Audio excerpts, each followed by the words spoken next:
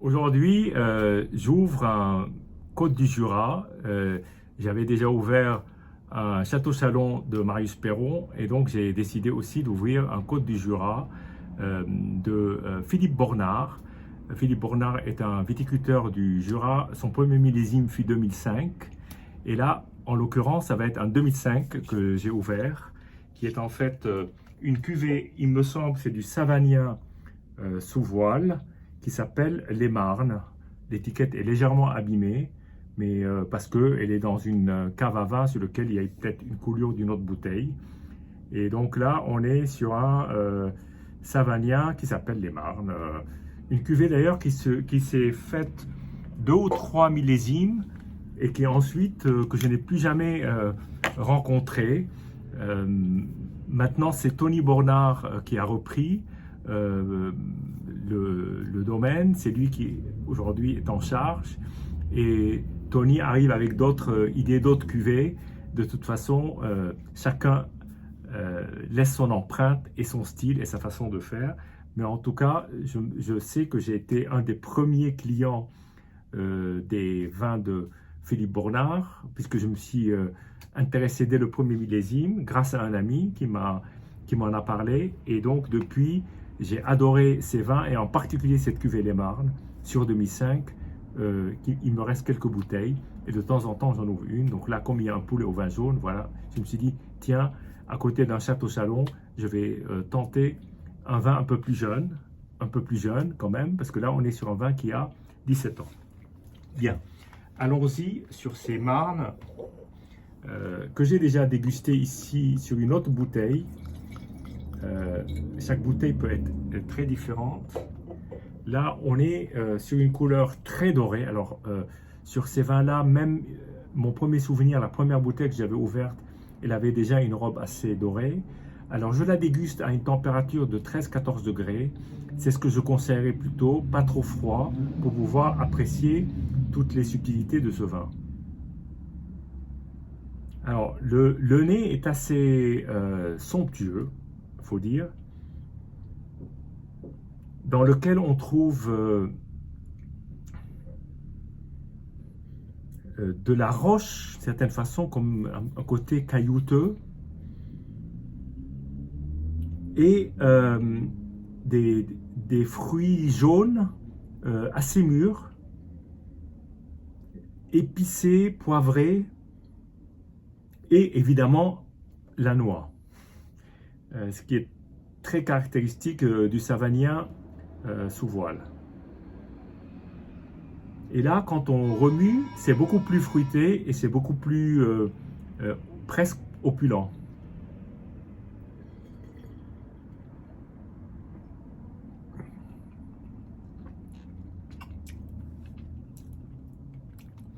Alors, l'attaque est absolument somptueuse.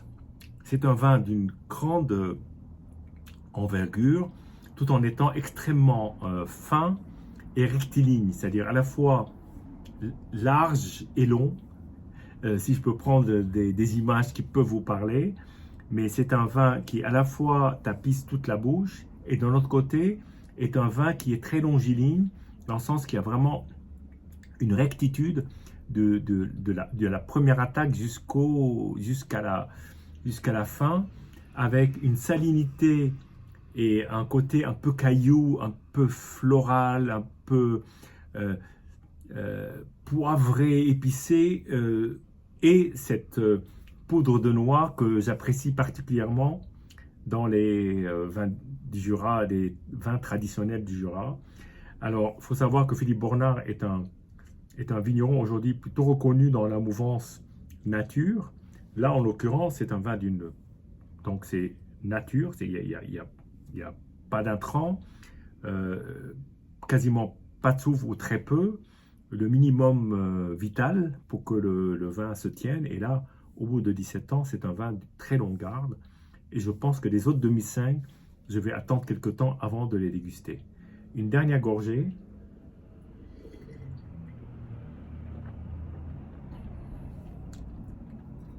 Il y a même un côté fumé qui va avec le salin, presque huîtré, et une superbe aromatique en bouche qui est d'une grande séduction. Voilà, santé et à bientôt.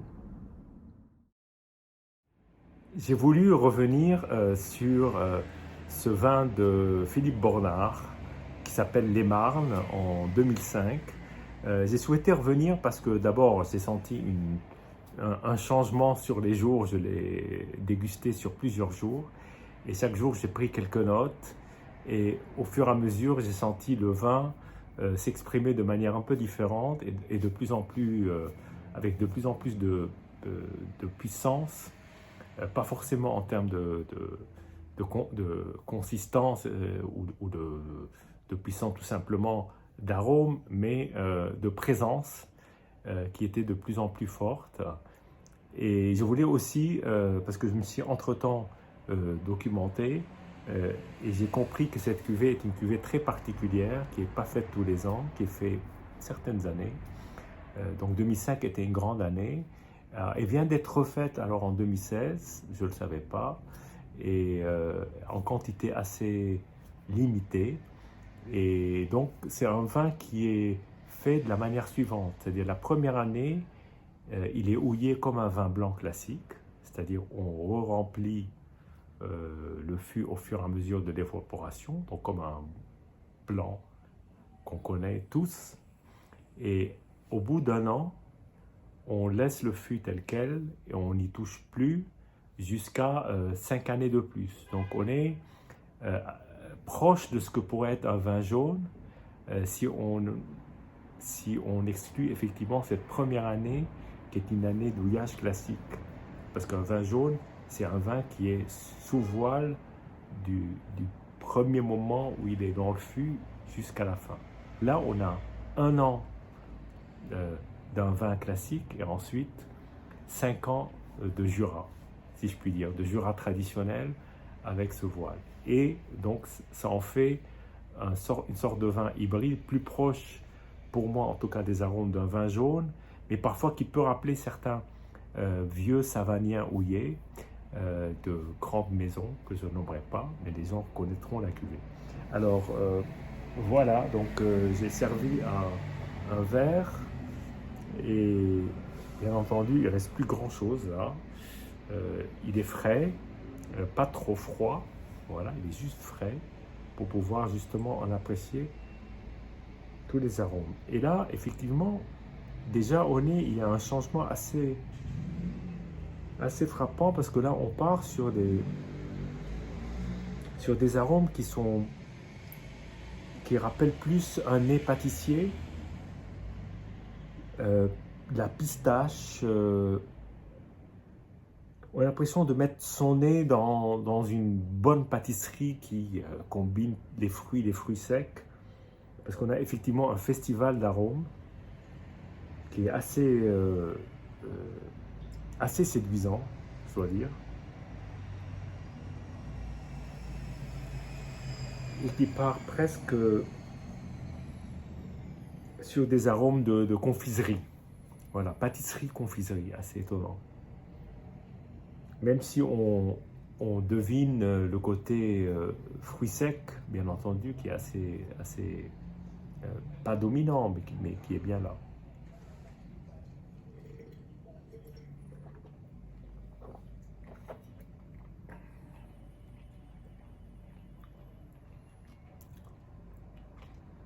Ah, il y a toujours ce côté très salin que j'avais vraiment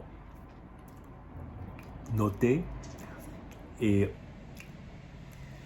là, on est vraiment sur de la gourmandise assez rectiligne, assez précise.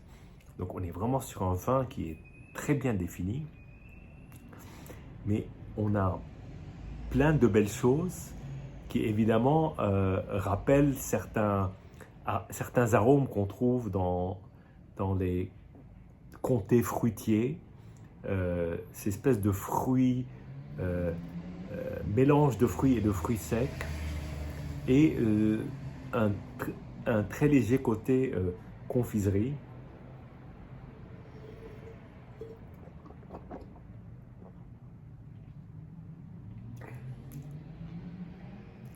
Dans l'attaque, il y a comme une sorte de poudre de noix et même, je dirais, même de la noisette. Et puis euh, des, des- des arômes subtils de, de fruits, je ne sais pas comment les décrire, mais à nouveau de confiserie, de, de, de plaisir un peu sucré-salé qui est d'une grande harmonie et puis d'un profil très bien dessiné, très précis, très rectiligne et qui termine sur une fin absolument merveilleuse. Ça ressemble, d'une certaine façon, à certains vins jaunes qui sont extrêmement bien faits, avec une grande précision dans la définition, si je puis dire. Voilà. C'est un très très très beau vin. Et donc le 2016 vient de sortir. Et je pense que même le 2005 a encore quelques longues années devant lui. Alors que dire des millésimes plus récents. Donc voilà, c'est tout ce que je peux vous dire. Et c'était intéressant de partager ces quelques informations et puis ces impressions de dégustation. Santé et puis à bientôt.